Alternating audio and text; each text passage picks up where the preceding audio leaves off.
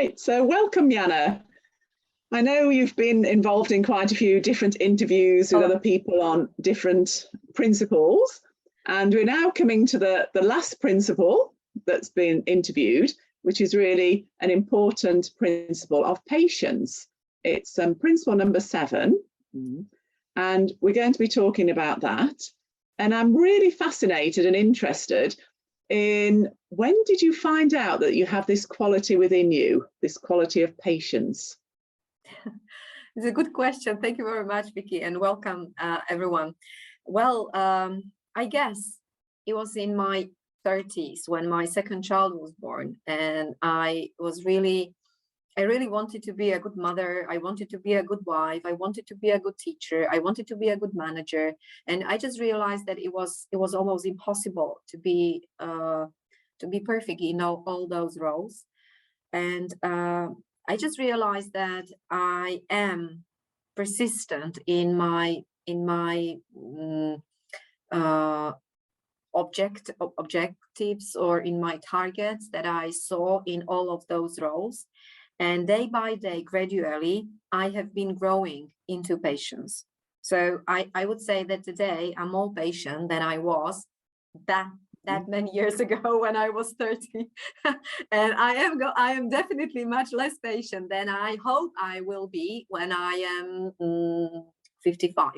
So patience grows gradually. Yeah, as you said, it's something that grows within you, within us. And patience is also placed in the principles in the terms of lead. So an idea of this new leadership and patience. And how do you see that applies to modern leadership, modern management, when it has been identified that it's a trait within managers that they don't have this quality of patience? So how do you see that within new leadership? Well, to me, new leadership, in other words, is people development. So leadership has always been with, for, and about people. And being patient with people, I think it's the biggest challenge of all the managers who are successful, ambitious, competent, but they are in charge of leading their teams that needs to be, in a way, slightly more encouraged, more invited into the creation of something that the team can accomplish together.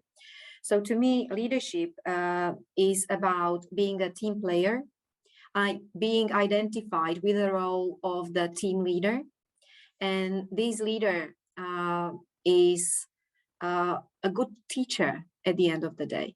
So I would really maybe invite managers to consider them becoming more teachers in some occasions, where teachers can really awaken the interest of the students and help them move on. Yeah. So this idea of patience related to people, this idea of teaching, which fits in with the leadership aspect. So really bundling patience, leadership, people, teaching together. And imagine that you had somebody you've encountered maybe at work or something like that, and they really want to know about how to be patient. They find themselves as an impatient person.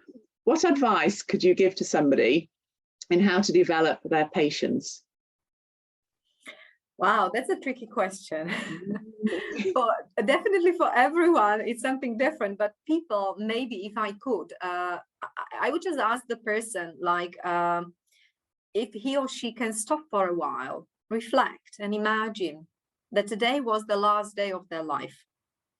And does it really matter the activity in which they find themselves, that being impatient, does it really matter? What would happen if? Okay, so I would really invite people into looking into the activity as one single part of a bigger picture. So what does this activity include? Why is it so important, or is it important? The moment when I started to develop my patience was when I realized that what I was doing was very, very much important to me. And I remember that dialogue with a guy. I can't remember the name, but I remember that was a training in Bratislava. And I really wanted to give up. I wanted to give up because I didn't have the results. And that was very tough, very difficult. And this was a stranger at this training in Bratislava. And I remember his question, and he said, like, but Jana, okay, I hear what you say, but does it matter what you're doing? Does it matter to you? And I said, oh, yes, of course. This is my life. And he says, you know, then go for it. So it matters. So if it matters only to you, go for it. And you will grow your patience. And you will learn along the way how to evolve as a new type of leader for this world that invites others to join and to really then together create something that is missing in this world. And I think this world needs really more caring people, more understanding people, more encouraging and supportive people. And that's to me the quality, or that's to me the model of a new leader in essence, whether at home, at work, in the street, in the politics, wherever we look around.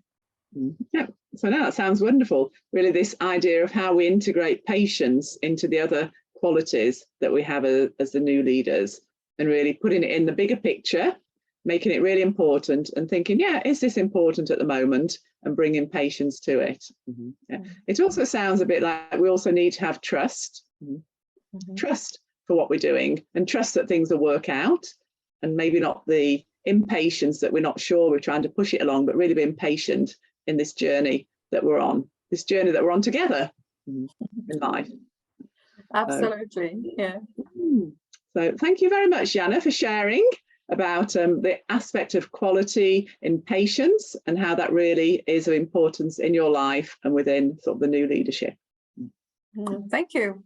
Thank you for being patient with me, Vicki. Thank you for your questions. Okay. Okay. Goodbye. Yeah. Bye-bye.